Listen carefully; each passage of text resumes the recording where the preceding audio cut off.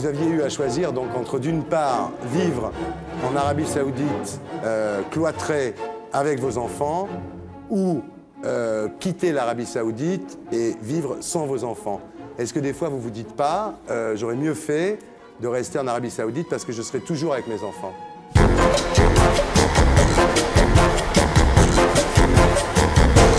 Bonsoir. Bonsoir.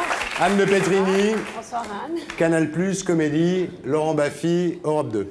Hein? Ça y est. Vous avez, Laurent. Oh, le relou. Anne. Pardon. Mona. Tu collectionnes les robes, les aventures.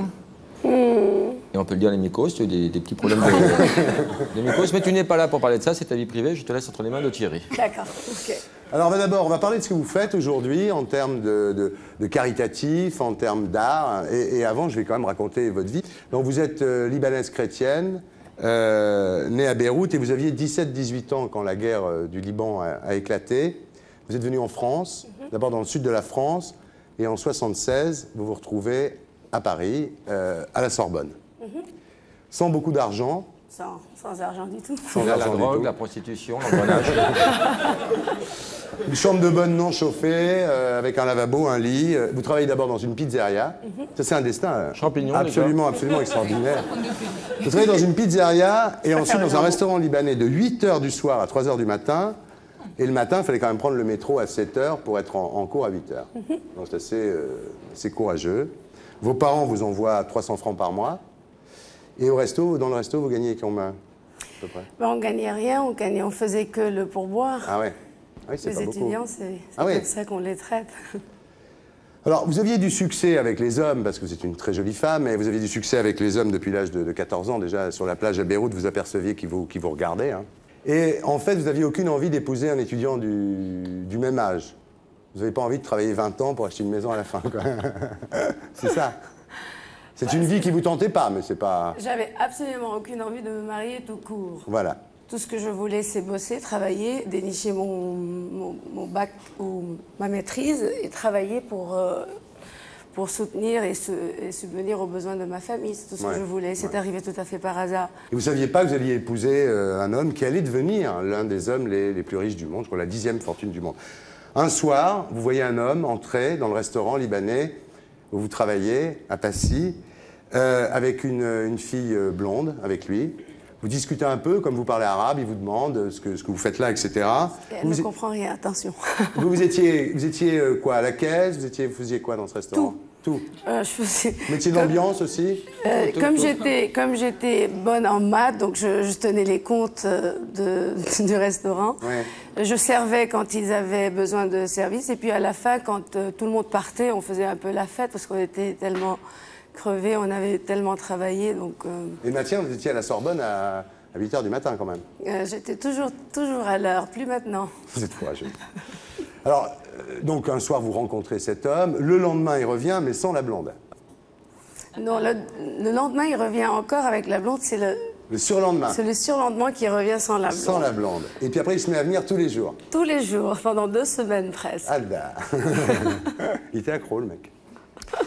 Alors, il avait 38 ans, saoudien, musulman. Pour vous, ça représentait la sécurité, effectivement. C'est un homme qui était, même s'il n'était pas encore très très riche, c'est quand même quelqu'un qui était déjà dans le monde des affaires, non? Si. Il était dans le monde des affaires. Justement, il était en France parce qu'il signait son premier contrat, très important. Il ne comprenait pas la langue française et moi, je la maîtrisais assez bien. Et c'est là que je pense qu'il m'a fait confiance parce que c'était moi qui avais traduit son premier contrat. Est-ce que cet homme, vous l'avez aimé? Est-ce que ça a été le coup de foudre, comme dans la chanson Love at First Sight? Ou est-ce qu'au contraire, vous vous dites, je vais apprendre à l'aimer, l'amour, ça se construit, c'est pas quelque chose qui, finalement, c'est à force de vivre qu'on finit par s'aimer? Ou alors, simplement, il ressemblait à Omar Sharif et vous avez craqué tout de suite? C'était le coup de foudre, c'est-à-dire que j'étais absolument fascinée par lui. Il était très intéressant. Et toi, très intéressé? Il ressemblait à Omar Sharif, surtout. Alors, il vous emmène en week-end à Londres. Hein? Alors là, vous connaissiez Beyrouth, vous connaissiez Marseille, Aix, Paris et c'est tout. Donc là, vous découvrez Londres et vous mettez à l'adorer, quoi. Alors, pour le mariage, évidemment, là, ça commence. Vous commandez une robe chez Jean-Louis Scherer, mais vous êtes obligé de perdre 10 kilos pour rentrer dedans. Oui, parce que c'était le modèle, ah, ouais. figurez-vous. Ah oui, c'était... C'était le modèle, et puis elles sont toutes menues, comme vous savez, les mannequins. Oui. Et moi, bon, c'était baguette, chocolat et beurre tous les matins. Là, régime pendant presque 3-4 semaines pour pouvoir entrer dans le modèle parce qu'ils n'avaient pas le temps de me refaire une autre. C'était très dur ce mariage-là, ça commençait très très mal, excusez-moi. Alors vous vous trouvez en Arabie Saoudite dans un palais, alors je ne sais pas si c'est le bon chiffre, de 30 000 mètres carrés. Quand je suis arrivée, ce n'était pas un palais, c'était une maison que je devais aménager. Elle a tout fait de ses mains. Et puis c'est devenu un palais. Je pense qu'un palais sans une princesse, voilà. Il fallait la princesse. Donc c'est devenu, on l'a fait ensemble, quoi. Pendant 3 ans, on l'a bâti, on a petit à petit. Le tennis, le Ikea le dimanche, enfin un petit peu de... Non, il faisait 1 million par là, on le dépensait par-ci. Voilà. 1 kilo par-ci, 1 million par là. Le jacuzzi. Tu sais ce que c'est, Laurent? La routine. Ça s'est passé doucement, tranquillement. Ouais. C'est pas... Mais à la fin, ça faisait quand même 30 000 mètres carrés, quoi. Par personne, ils étaient... C'est beaucoup quand même pour une maison. C'était plusieurs immeubles, hein. Ah bah oui, quand même. Pour aller au salon, il y avait un métro, il fallait changer 2 fois. Vous n'allez pas croire. Il n'y avait pas de métro, mais il y avait un train. Oh non! C'était un Français qui nous l'a envoyé. Il y avait un petit train pour se balader dans le palais. Oui. C'est génial. Oh, c'est bien. 15 jours après votre arrivée donc là-bas, lui il s'en va à Genève en voyage d'affaires, hein, papa est en voyage d'affaires, sans vous. Alors il part, il vous dit qu'il s'en va pour 1 semaine et il revient 1 mois après, il vous laisse seul. 2 mois après. 2 mois. Tu vois chérie, je t'ai jamais fait des trucs comme ça moi quand même. C'est ton mec le cadreur? Non.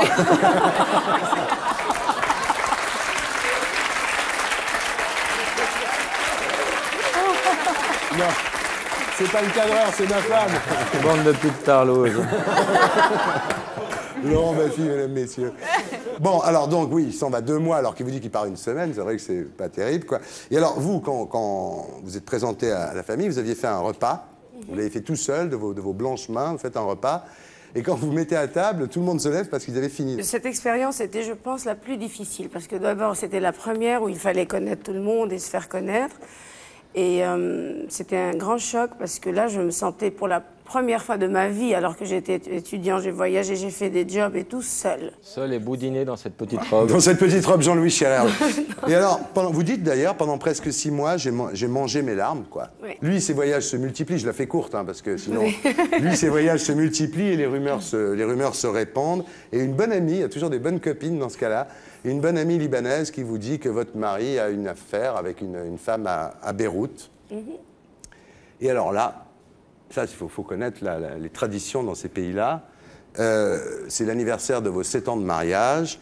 Vous attendez le retour de votre mari qui était encore parti en voyage pendant 2 mois. Décidément, c'était une habitude. Et quand il revient, il vous annonce qu'il va se marier. 7 ans, cap difficile dans les couples. Cap difficile, c'est connu. 7 ans de réflexion. Le soir de l'anniversaire même, avec un gâteau. Et j'avais ce joli gâteau et j'attendais. C'était pour qu'on m'annonce que mon mari allait se marier parce qu'il fallait... C'était la tradition. Après un certain temps, c'est-à-dire si le mari ne prouve pas qu'il peut... Honorer plusieurs femmes. Moi, je dis rien. Moi, je suis d'une correction exemplaire. Moi, j'aurais pu dire, là. Alors là, tout le monde commence à se moquer de lui, Ouais. Comme quoi il est avec la même femme pendant 7 ans. C'est pas Ah oui, pas ça veut dire possible. qu'il peut honorer qu'une seule femme à la fois. Ah Oui, c'est ce qu'il m'a dit. Il m'a dit que tous ses amis dans le clan du roi, dans le diwan, je sais pas comment on appelle ça, se moquaient de lui, comment il est avec la même femme pendant 7 ans. Et donc, soit comme on me voyait pas, parce que j'étais voilée entièrement, donc certains se demandaient, elle doit être sûrement belle. Des autres disaient non, elle doit être sûrement une kikineuse. Ouais. D'autres se disaient, oh, elle doit avoir quelque chose, des forces surnaturelles. Ouais. Donc on me disait, on trouvait tout pour que voilà, ce mariage ne marche pas. Ouais. Et je pense que c'est un peu... Et en fait, la mentalité. raison pour se prendre une épouse supplémentaire, c'est de dire à sa première femme, écoute chérie, tu es très occupée avec les enfants, donc maintenant j'ai besoin d'une femme plus jeune qui soit moins occupée avec les enfants. Enfin, Qui s'occupe que de moi. Voilà, bon, je critique pas, mais enfin, c'est vrai que c'est une vision qui laisse rêveur en même temps. C'est pas idiot. Tu veux pas qu'on devienne arabien saoudien, non? Oui, c'est vrai que c'est intéressant. Hein, c'est pas mal comme technique. Il faut aimer les femmes. Hein. Elle me traite de PD ou... Ouais, ça voulait dire ça. Moi, j'ai rien dit, hein. C'est pourquoi. Moi, j'ai rien dit. Et donc là, effectivement, bon, vous vous séparez de lui, donc, et vous partez... Après, c'était la rupture, quoi. Je voulais plus rentrer. Ouais. Dans ta robe? Là, je rentrais plus du tout parce que j'avais déjà 3 enfants. Alors là, je vais vous faire... vous allez voir, c'est la question qui tue. Est-ce que vous aviez eu à choisir donc entre d'une part vivre en Arabie Saoudite cloîtré avec vos enfants ou quitter l'Arabie Saoudite et vivre sans vos enfants? Est-ce que des fois vous vous dites pas j'aurais mieux fait de rester en Arabie Saoudite parce que je serai toujours avec mes enfants? Je me dis ça tous les matins. Je me dis ça tous les matins et tous les matins quand je parle à mes enfants, je leur demande de me pardonner d'avoir décidé de partir parce que je ne pouvais plus être une bonne mère où je pensais qu'à la fin je vais devenir une mère folle. Et, mais je sais aujourd'hui, ma force de résistance était telle que j'aurais pu rester. Et d'ailleurs, mon fils aîné me dit jusqu'à présent, maman, tu es partie trop tôt. On rallume. Merci. Donc vous dites, je ne crois plus à l'amour. C'est quand même grave quand on vous voit. Vous êtes jolie, vous êtes riche, vous êtes cultivée. C'est terrible, ça, non? Non, parce que je suis très occupée. C'est-à-dire qu'au moment où je pouvais croire en l'amour et au moment où j'étais en Arabie Saoudite, je pouvais avoir tous les amants, les plus beaux, les plus magnifiques, et bien je faisais rien de mon temps, sauf... Sauf gérer la maison, s'occuper des enfants, oui. S'occuper des enfants, des Philippins. J'ai dit, j'ai passé ma vie avec des Philippins et des enfants. Donc, vous développez, si vous voulez, vraiment un désintérêt total. Et quand on me pose la question comment j'ai pu me conserver physiquement aussi longtemps, eh bien, je peux vous dire que c'est à cause de ça. Oui.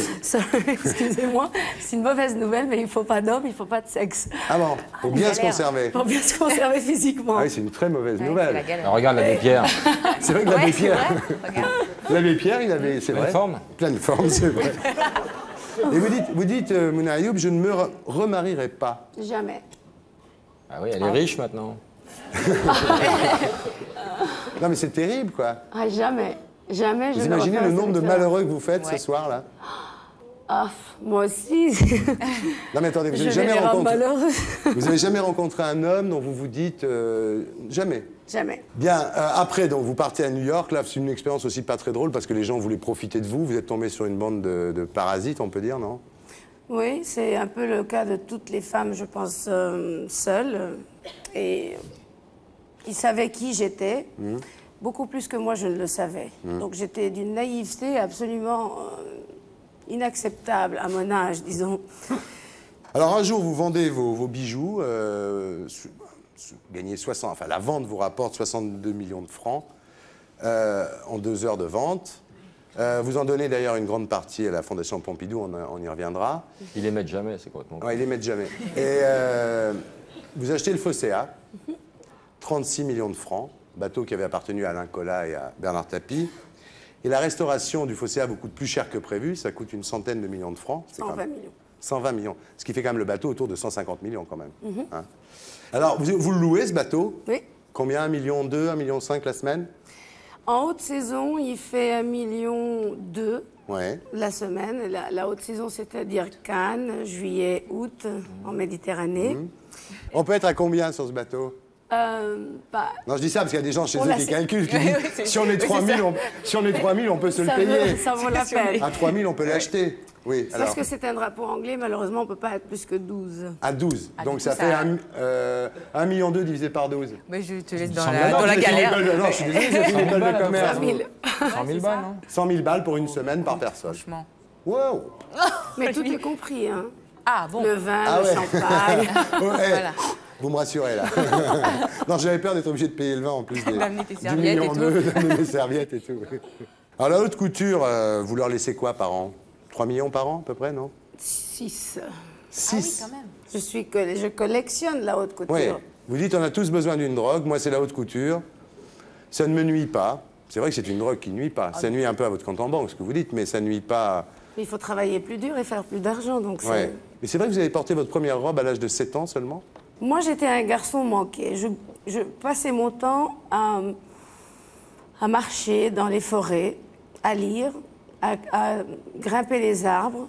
Je passais mon temps à être seule. Et c'est peut-être cette nature-là qui m'a aidée à surmonter les 20 ans de solitude en Arabie Saoudite. Alors vous dites la haute couture ne mourra pas tant que je serai vivante, et c'est vrai qu'il suffirait de 15 femmes comme vous pour que la haute couture survive. Alors en juillet 99, vous avez fait une exposition à Marseille, 120 robes, vous en avez 1000 de robes, non? 1140. 1140, et vous en avez exposé 120, sur le 10e de votre collection, au musée de la mode de Marseille. C'est une des robes que j'adore, c'était une copie de la robe Coco Chanel. Je vois. Alors, vous êtes, Mouna Ayoub, une très bonne cliente de la maison Dior. Et dernièrement, il y a eu, je ne dis pas que c'était un énorme scandale, mais enfin quelque chose d'assez choquant, c'est que John Galliano a fait une collection SDF. C'est-à-dire qu'il a habillé enfin, il a fait une collection de haute couture inspirée des habits de SDF, avec des bouteilles accrochées à la ceinture, enfin, etc. C'est génial, c'est nouveau. C'est beau. Vous trouvez ça SDF, vous? Pas moi.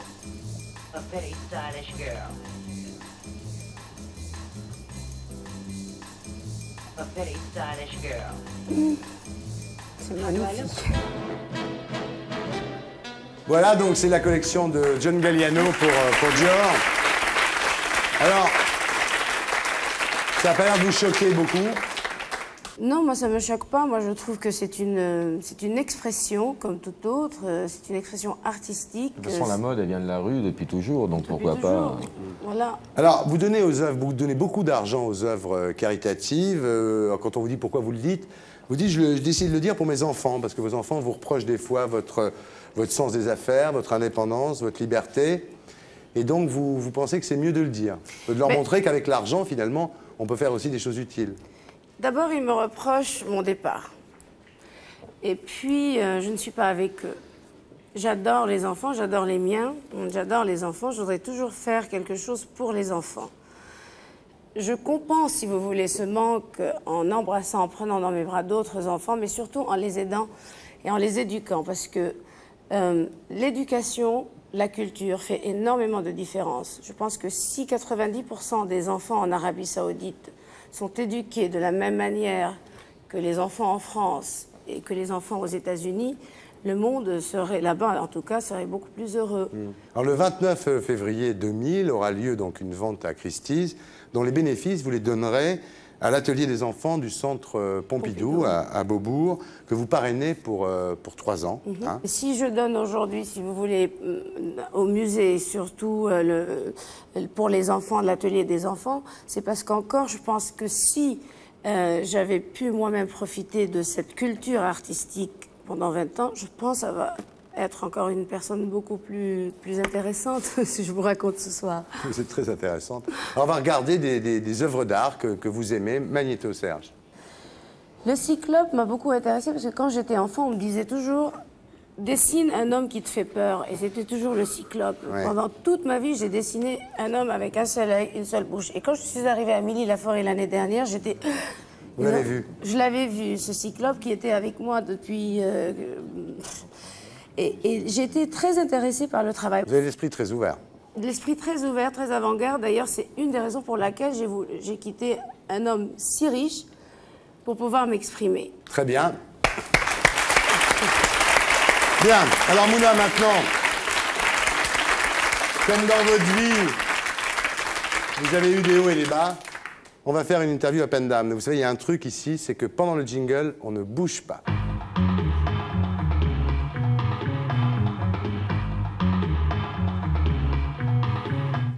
Voilà. Vous avez bougé. Bah oui, vous me faites bouger, je vous regarde. Ce que vous préférez en vous, la chose que vous préférez en vous. Ma franchise. La chose que vous détestez en vous. Ma naïveté. Le plus grand moment de votre vie. Le premier enfant que j'ai eu. Et le pire? Quand il était devenu malade. Quand on m'a appris qu'il avait la leucémie. C'était à Paris d'ailleurs. Ce qui vous plaît le plus dans la vie? L'océan, la mer. Ce qui vous emmerde le plus dans la vie? Les hommes. On n'a aucune chance. Votre plus gros coup de fric, votre meilleure affaire que vous ayez jamais faite?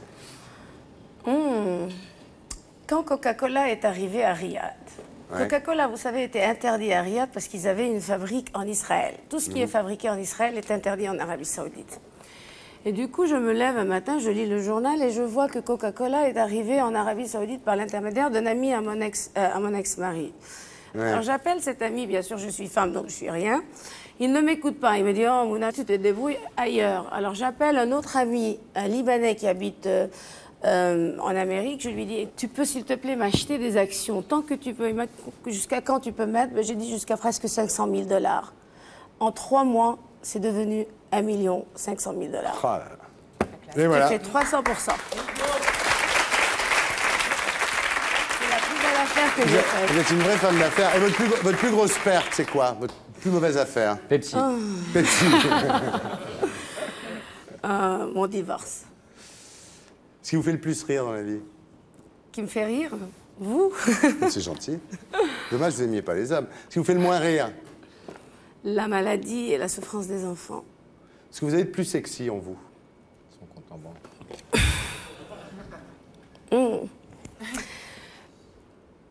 Mes fesses. Ouais. Et de moins sexy? Mes muscles. Ah bon, vous avez des muscles? Ah, je suis trop musclée pour un homme. Vous faites trop de sport? Trop. Pourquoi? Jusqu'à 2 heures par jour. Ben, c'est ma Ça vous thérapie, change, ça me change. Tous les matins avec le téléphone, vendez, achetez, vendez. Voilà, Merci, Aura Lune, merci. Ok. Et pour être sûr de ne rien rater de Inarditube, abonnez-vous et mettez un pouce bleu.